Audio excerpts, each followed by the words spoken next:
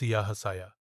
किला ए मौल राजस्थान के तपते हुए रेगिस्तान के बीच एक बहुत पुराना और खंडहर हो चुका किला था, जिसे लोग किला ए मौल कहते थे। इस किले के बारे में मशहूर था कि इसे इंसानों ने नहीं, बल्कि सदियों पहले एक बादशाह ने सियाह जिन्नों की मदद से बनवाया था।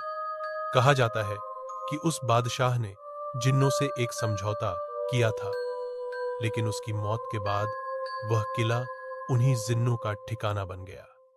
एक बार शहर से 3 दोस्त अर्जुन, समीर और कबीर एडवेंचर के शौक में इस किले में एक रात बिताने का फैसला करते हैं। वे इन पुरानी बातों को सिर्फ अंधविश्वास मानते थे। रात के 11 बज रहे थे। किले के दरवाजे पर पहुंचते ही उन्हें एक अजीब सी ठंडक महसूस हुई, जबकि बाहर बहुत गर्मी थी। जैसे ही उन्होंने अंदर कदम रखा, किले का भारी पुराना दरवाजा अपने आप जोरदार धमाके के साथ बंद हो गया। अर्जुन, ये हवा से हुआ होगा, समीर ने खुद को समझाते हुए कहा, लेकिन उसकी आवाज कांप रही थी। वे लोग किले के अंदर एक बड़े हॉल में रुक गए। तभी कबीर ने देखा कि हॉल के कोने में एक बहुत लंबी परछाई खड़ी है। वह परछाई कम से कम 10 फीट लंबी थी और उसकी आंखें जलते हुए अंगारों की तरह लाल थी।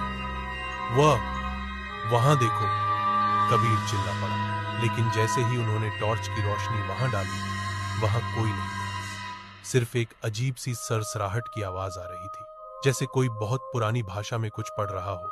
धीरे धीरे उन्हें महसूस होने लगा कि वे अकेले नहीं हैं। उन्हें दीवारों पर नाखून घिसने की आवाजें आने लगी। तभी हॉल के बीच रखा एक पुराना पत्थर का संदूक अपने आप खुलने लगा। उसमें से काला धुआं निकलने लगा, जो देखते ही देखते एक भयानक आकृति में बदल गया। वह एक इफरीत जिन्न था, सबसे खतरनाक और प्राचीन। उस जिन्न ने एक डरावनी हंसी लगाई, जिससे किले की दीवारें कांप उठीं। तुमने मेरी नींद खराब की है, इंसानों। उसकी आवाज किसी कब्र से आती हुई गूंज जैसी थी। अर्जुन और उसके दोस्त वहां से भागने लगे, लेकिन रास्ता गायब हो चुका था। जिस दरवाजे से वे आए थे, वहां अब एक ठोस दीवार थी।